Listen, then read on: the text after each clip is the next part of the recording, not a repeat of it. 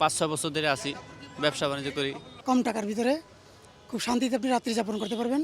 এখানে থেকে কেউ চাকরি করে, কেউ ব্যবসা বাণিজ্য করে।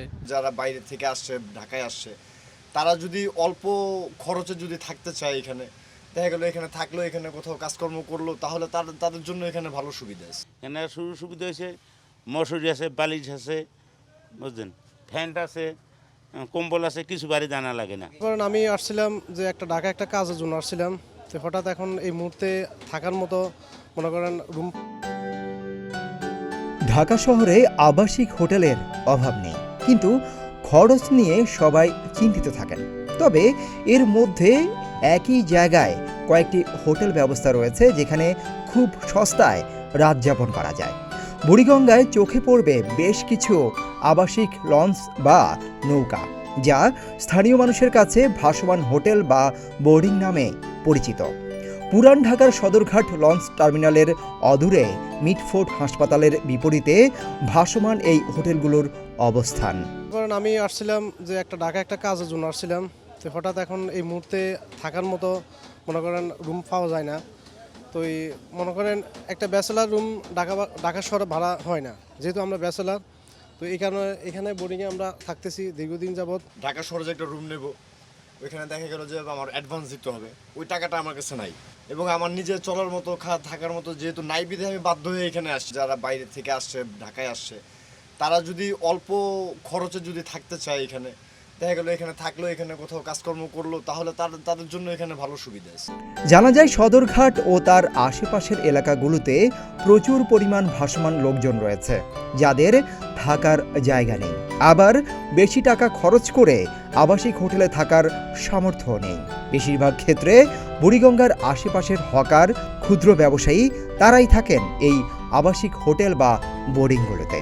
আমার কাছে মনে হয় ফ্ল্যাটে থাকতে গেলে আপনার কম করে 8 থেকে 9 হাজার টাকা লাগে, আর যে ব্যাচেলার থাকতে যায় তাও আপনার 5 হাজার টাকা লেগে যায়। তো এখানে রুমগুলো অনেক ভালো আছে, তো অনেকেই বেশিরভাগ আপনার এখানে ব্যাচেলার যারা আছে তারা এখানে ভাড়া থাকে। এই আমি মনে করেন 5-6 বছর ধরে আছি, ব্যবসা বাণিজ্য করি, মুরগি ব্যবসা করি, থাকি, থাকা খাওয়াই ভালো এনে। এত দূর থেকে এসে আমরা জার্নিং করে আমরা যে একটা রুম পাই থাকার জন্য, এটা একবারে সীমিত। 100 টাকা নেয় ভাড়া, 90 টাকা নেয়, টাকা না থাকলে 80 টাকাও নেয়, তো আমরা একটু থাকতে পারি। থাকার মতো প্রায় সব সুযোগ সুবিধাই রয়েছে এখানে, কিছু কিনতে হচ্ছে না, সবকিছু রেডিমেড পেয়ে ব্যবহার করা হচ্ছে। বোর্ডিংয়ে অবস্থান করছেন নানা শ্রেণী পেশার মানুষ। যে কোনো সুবিধার জন্য আপনি এটা আমি মনে করি উত্তম। কম টাকার ভিতরে খুব শান্তিতে আপনি রাত্রি যাপন করতে পারবেন। তো বাসা বাড়ি নিতে গেলে মাসে দেখা যায় 5,000 টাকা দেওয়া লাগে, যদি সর্বনিম্নে একটু ভালোর মধ্যে হয়। আর এখানে দেখা যায় মাসে 3,000-3,500 টাকা যায়। নিম্ন আয়ের ব্যবসায়ী যাদের পরিবার থাকে গ্রামে, তাদের কাছে বেশ জনপ্রিয় এসব হোটেল। এত অল্প টাকায় ঢাকা শহরে থাকার জন্য আর ব্যতিক্রম কিছু নেই। ভাসমান এই হোটেলগুলো প্রতিদিন রাত 12টা পর্যন্ত খোলা থাকে। দোতলা বিশিষ্ট ভাসমান লঞ্চের হোটেলে মানুষ বেশি হলে, থাকার জায়গা না হলে অনেক সময় হোটেলের ছাদেও থাকার ব্যবস্থা থাকে। সেই পাকিস্তান আমলে এসব ভাসমান আবাসিক হোটেলগুলোর যাত্রা শুরু হলেও এখনও টিকে আছে। সাধারণত বিভিন্ন আবাসিক হোটেলগুলোতে থাকার যেসব সুযোগ সুবিধা বা ব্যবস্থা দরকার তার প্রায় সবই আছে এই হোটেলগুলোতে। প্রতিটি ভাসমান হোটেলের রুম আছে 30 থেকে 35টি বা তার চেয়েও বেশি।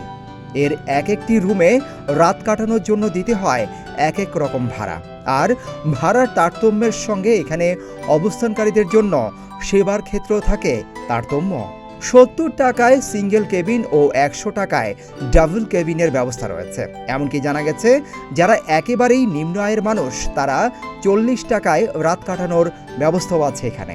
এখানে থেকে কেউ চাকরি করে, কেউ ব্যবসা বাণিজ্য করে, কেউ দেখা গেছে লঞ্চ ফেল করে, কেউ আবার মেডিকেল আছে পাশে, একজন রুগীর সাথে থাকতে পারতেছে না, আর কি এসে থাকতেছে আর কি। এসব হোটেলে থাকা ও মালামাল রাখার ব্যবস্থা রয়েছে, যার ফলে যেসব লোক দিনে হকারি করে জীবন নির্বাহ করে, তারা রাতে তাদের মালামাল রেখে শান্তিতে ঘুমোতে পারে। শীতের মৌসুম, ঈদ, পূজা বা গুরুত্বপূর্ণ সময়ে দেশের বিভিন্ন অঞ্চল থেকে নদীপথে অনেক ব্যবসায়ী ঢাকায় আসেন, তখন সব রুম ভাড়া হয়। তবে এসব হোটেলে ফেরিওয়ালা, ক্ষুদ্র ব্যবসায়ী, হকার, ফল ব্যবসায়ীরাই বেশি থাকেন। এটা সুবিধা আছে, ধরেন এখানে ধরেন 5 দিন রাখা থাকি, ঠিক আছে, 5 দিন ধরেন 120 টাকা করে ভাড়া দিই, ঠিক আছে। বাসায় থাকলে তো 3000, 4000, 5000 টাকা ভাড়া দেওয়া লাগে। সুবিধা এইটা, দেন প্রায় 10 দিন থাকলাম, 1000-1200 টাকা চলে গেল, ঠিক আছে। আর এখানে সুবিধা 5 দিন থাকলাম, 5 দিনের ভাড়া দিলাম, তারপর আউট। এখানে সুবিধা হয়েছে মশুরি আছে, বালিশ আছে, বুঝলেন, ফ্যান আছে, কম্বল আছে, কিছু বাড়ি জানা লাগে না। বাবুবাজার ব্রিজের নিচের দিকে তাকালেই বাড়ির সদৃশ 4টি লঞ্চ দেখা যায়। লঞ্চগুলো পুরনো এবং জীর্ণ। জানা যায় এই বোর্ডিংগুলোতে কখনোই কোনো বিশৃঙ্খলা হয় না, শুধু আইডি কার্ড দেখিয়ে যে কেউই থাকতে পারে এখানে। অনেকেই আছে মাসের পর মাস ধরে থাকেন এখানে।